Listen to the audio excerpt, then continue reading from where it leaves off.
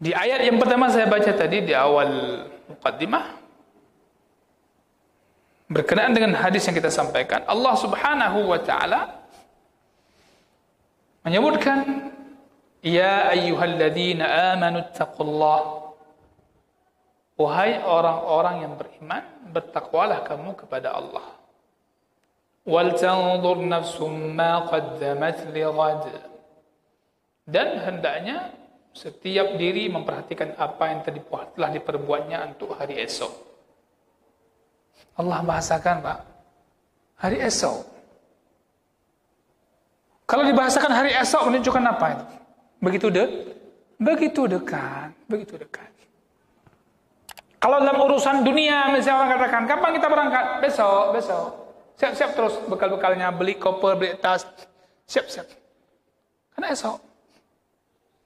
Ini Allah katakan, ya ayyuhalladzina amanu taqullah.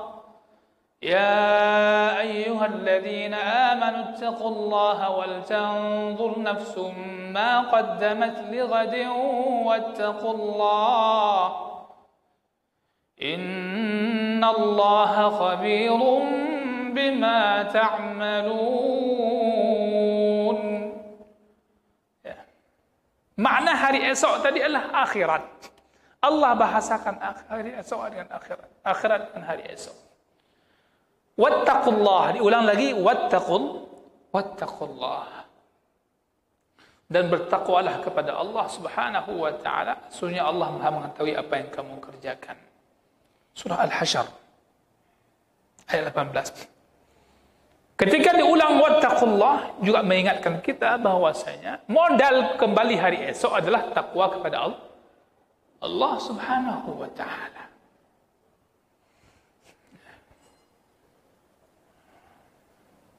Hadirin yang saya muliakan,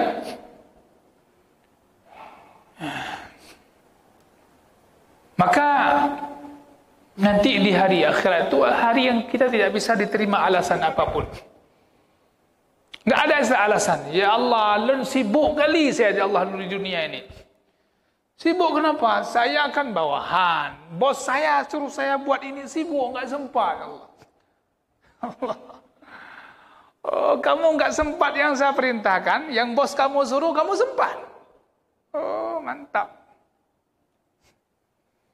Hebat kali, yang bos kamu suruh sempat, yang Allah suruh enggak sempat. Kira-kira alasan itu logika yang sah diterima? Enggak diterima. Nanti ada di surah apa itu? Yang semuanya pimpinannya, semua pengikutnya dalam neraka. Yang pengikutnya bilang, ya Allah berikan dia 2 kali lipat. Oh, tidak. Keadaman neraka. Yuk.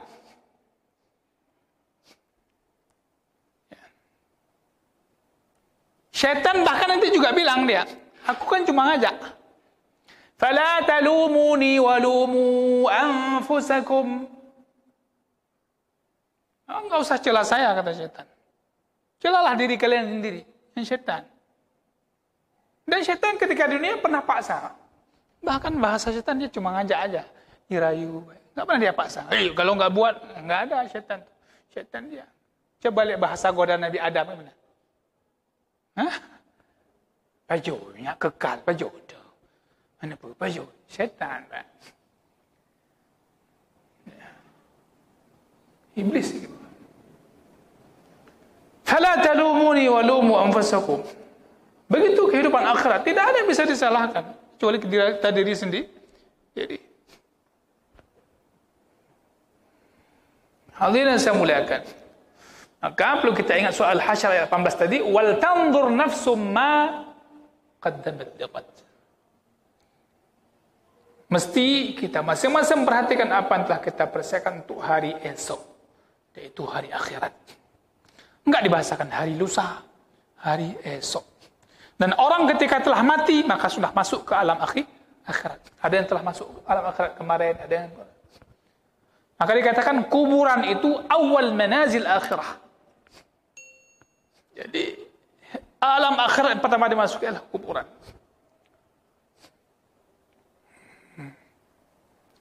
Hadirin yang saya muliakan. Mungkin hari ini kita mensolatkan orang, besok kita disolatkan orang.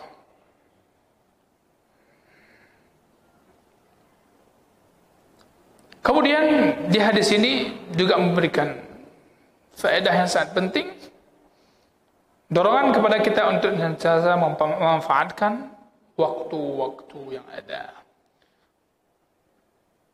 Waktu-waktu yang ada, kesempatan yang Allah berikan, dengan tidak menyia-nyiakan waktu itu, kecuali kita isi dengan apa yang Allah ridhai. Kenapa bahasanya dengan apa yang Allah ridhai? Kalau seseorang sudah mendapatkan apa yang diridhai oleh Allah, maka dia telah mendapatkan segala-galanya. Apapun yang diminta oleh seorang hamba telah diridhai oleh Allah, Allah akan berikan. Bukankah hamba yang masuk syurga itu orang yang diridhai oleh Allah Subhanahu wa taala?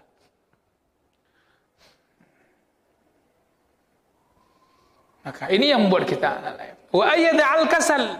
Hadis ini juga memberikan kita pelajaran hendaknya meninggalkan kemalasan. Meninggalkan hal mengabaikan, menganggap enteng perintah-perintah dan larangan itu, dan meninggalkan angan-angan. Karena angan-angan itu tidak memberikan manfaat apa-apa. Beda dengan raja. Raja itu berharap. Yang diiringi dengan amal, itu dikatakan raja. Kalau berharap, tapi tanpa diiringi beramal, itu namanya angan-angan. Beda raja dengan tamanni. Kalau raja, orang berharap kepada Allah Subhanahu wa taala, diiringi dengan usaha dia beramal. Itu raja, berharap. Tapi kalau berharap tanpa beramal, mengabaikan perintah, itu namanya angan-angan. Cat langit. Angan-angan. Allah Ghafurur Rahim. Tak apa dengan bubuknya. Mati bu ayu Allah Ghafurur Rahim. Sembahyang tak apa dah. Tapi kalau orang yang raja, dia melakukan perbuatan, tapi kadang jatuh dalam dosa, dia mohon ampun, dia berusaha untuk bangkit dari kesalahan-kesalahannya. Itu raja. Nanti akan ada babnya akan kita pelajari tentang raja dan fadlul raja, keutamaan raja berhadap kepada Allah Subhanahu wa taala. Maka at-tamanni, berangan-angan itu enggak ada faedah sedikit pun.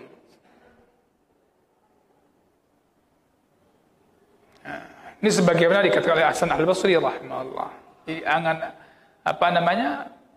iman itu bukanlah dengan angan-angan. Iman itu dibuktikan dengan amalan.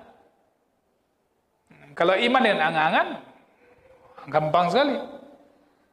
Tapi iman itu dengan buktikan dengan amalan. Apa yang ada dalam hati dan dibuktikan dengan amal kita, itu namanya iman. Hadirin yang saya muliakan,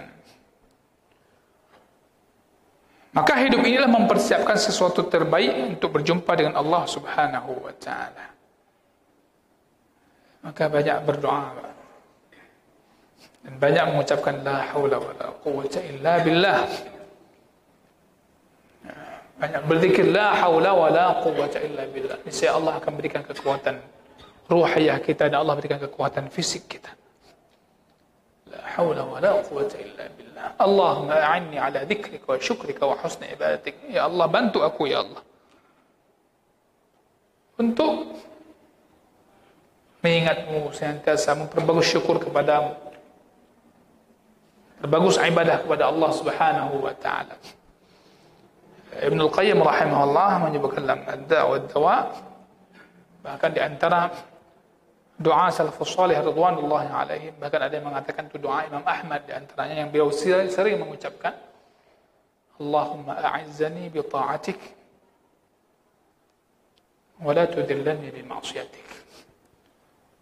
Ya Allah, muliakan aku dengan ketaatan kepadamu, wala tudillani bi ma'siyatik, dan jangan engkau hinakan aku dengan bermaksiat kepadamu. Ya Allah, muliakan aku dengan ketaatan kepadamu, dan jangan kau hinakan aku dengan kemaksiatan kepadamu. Ya hadirin saya muliakan, kita mesti menjadi orang yang cerdas dengan sentiasa melihat apa yang telah kita lakukan berupa amalan. Oh, saya Ustaz dah salat. Ya, lihat salatmu, apakah memang salat yang sudah sepantasnya engkau salat? Ya. Maka mesti kita tanya, ada sebuah pembahasan yang mesti kita bahas oleh diri kita masing-masing. Salat orang salat. Bagaimana mengevaluasi diri kita yang salat dan bagaimana salat kita selama ini selama kita salat. Puasanya orang puasa. Jangan dibahas orang nggak pernah puasa. Puasanya orang puasa perlu kita bahas.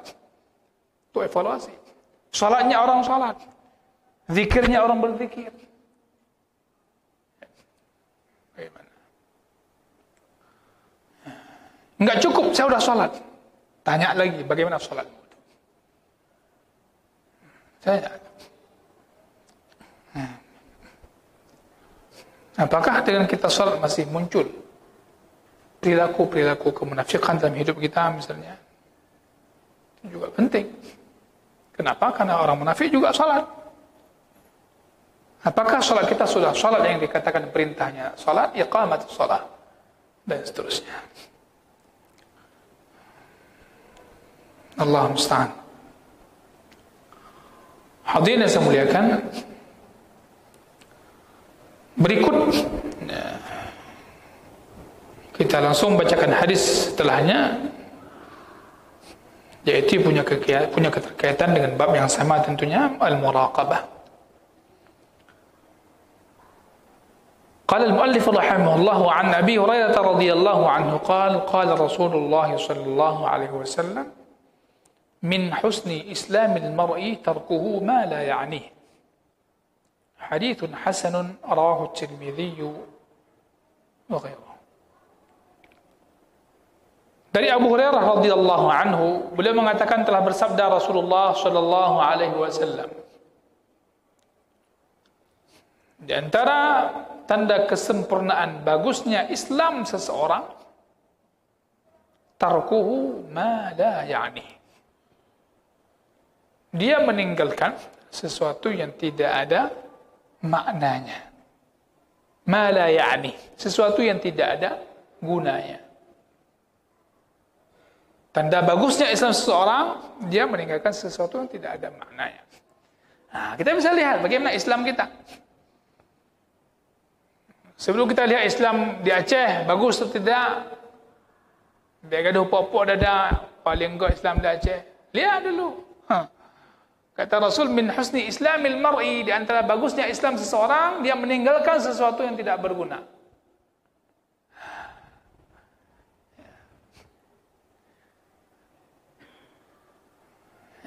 Jadi orang Islam itulah orang yang menyerahkan dirinya kepada Allah lahir dan batin.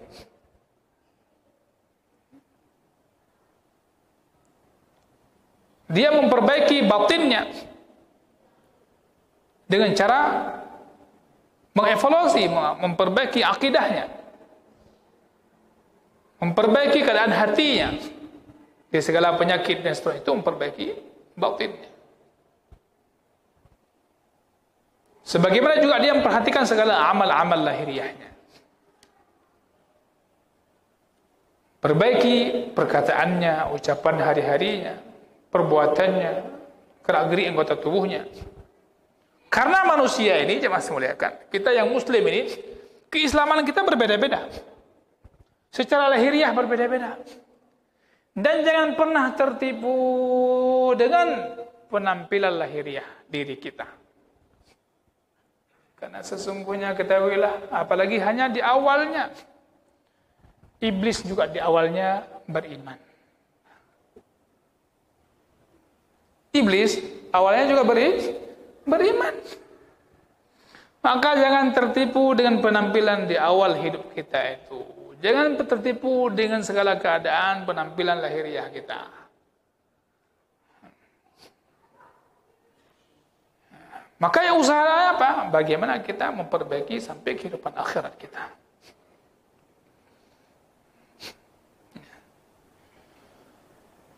Manusia dalam lahiriah saja berbeda-beda. Sebagaimana juga mereka akan berbeda-beda dalam batin mereka. Ya, seorang muslim akan berbeda-beda. Sebagian perbedaan bentuk rupa mereka masing-masing antara satu dengan lainnya. Ada satu orang posturnya tinggi, satu orang posturnya pendek. Ada yang gemuk dan ada yang kurus. Ada yang nampak penampilannya jelek, ada yang nampaknya cantik. Ya, beda-beda. Itu secara lahiriah. Begitu juga keislaman mereka juga berbeda-beda. Ya, keislaman mereka juga berbeda-beda. Allah Subhanahu wa taala memberikan nilai lebih bagi mereka as-sabiqun al-awwalun, orang-orang yang lebih dahulu masuk Islam di kalangan para sahabat.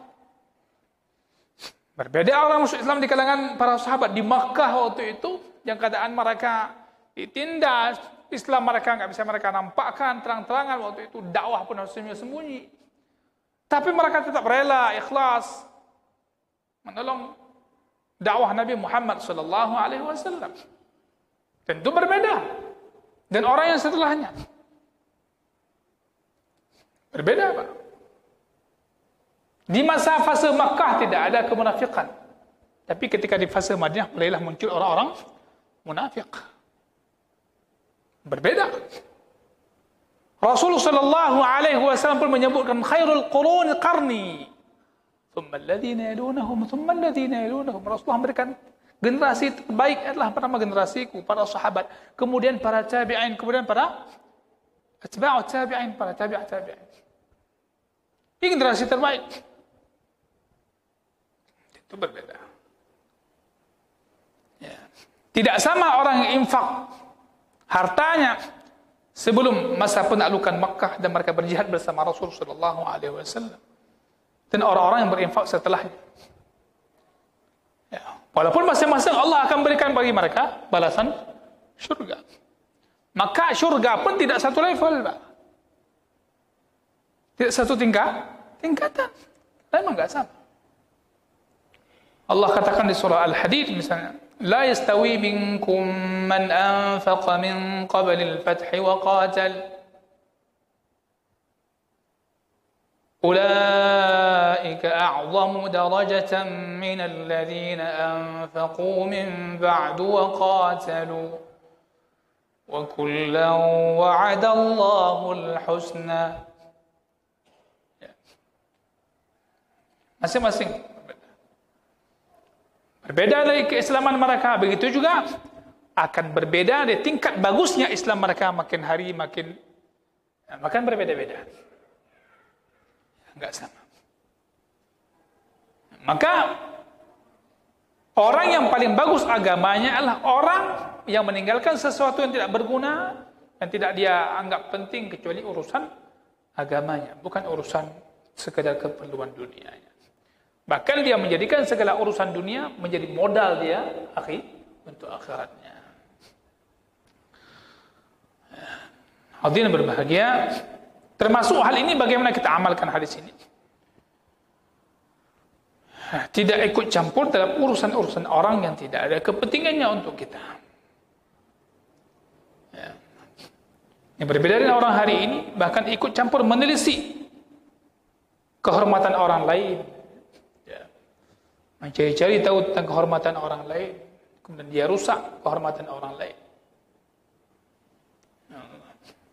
Termasuk meninggalkan sesuatu yang tidak berguna. Ada orang sedang berbicara berdua, dia sedang ngomong khusus, datang kita pasang telinga ngomong apa, itu juga masalah tidak berguna, tidak penting bagi dia, itu urusan orang. Itu maksudnya. Dan bahkan dia bertanya, habis orang ngomong, ditanya, tadi ngomong apa kalian berdua, ceritalah apa ini urusannya, dan seterusnya. Na'udzubillah min dzalik. Hadirin saya muliakan. Terakhir saya ingin mengambil hikmah sedikit dari keadaan masa pandemi hari ini. Saya teringat hari ini kan dibatasi mungkin jam malamnya. Subhanallah, kalau kita ingin perhatikan hidup malam Rasul dan para sahabat sesuai yang perintah Al-Quran adalah bagusnya apa? Segera cepat tidur. Tidak melakukan banyak aktivitas. Karena Allah jadikan malam itu untuk istirahat. Dan siang untuk bekerja. Dan subuh bele'eh. Kerja terus. Aktivitas. Hikmahnya, membiasakan. Mungkin kalau dulu tidak ada pembatasan, mungkin kita lebih ambil hikmahnya. Dan pola hidup Rasulullah SAW demikian. Bagah ge'eh dan bagah gebedah. Maka kehidupan para sahabat dulu, jam-jam sepertiga malam terakhir itu sudah terdengar di rumah-rumah mereka. Orang-orang membaca Al-Quran dalam salat-salat mereka. Padahal rumah dulu nggak ada lampu. Dan Rasulullah mendengar suara mereka para sahabat, tahu ini rumah siapa, ini rumah siapa. Kalau gitu suara lebah, baca malam. Kita makin hujung malam, makin tidur. Ya. Sekarang di masa-masa bola, ya. Lihat-lihatlah. Itu kira-kira bermanfaat atau enggak? Itu juga penting. Ya, InsyaAllah, mudah-mudahan Allah bimbing kita. Selalu minta kepada Allah, jangan bersandar kepada kekuatan yang ada pada diri kita. Mintalah kepada Allah agar Allah senantiasa memberikan kita petunjuknya. Amin ya rabbal alamin. InsyaAllah ini belum selesai, kita akan selesaikan pada pertemuan ke depan. Subhanakallahumma wa bihamdika asyhadu an la ilaha illa anta astaghfiruka wa atubu ilaik. Sallallahu wasallam ala nabiyyina Muhammad walhamdulillahi rabbil alamin. Wassalamu alaikum warahmatullahi wabarakatuh.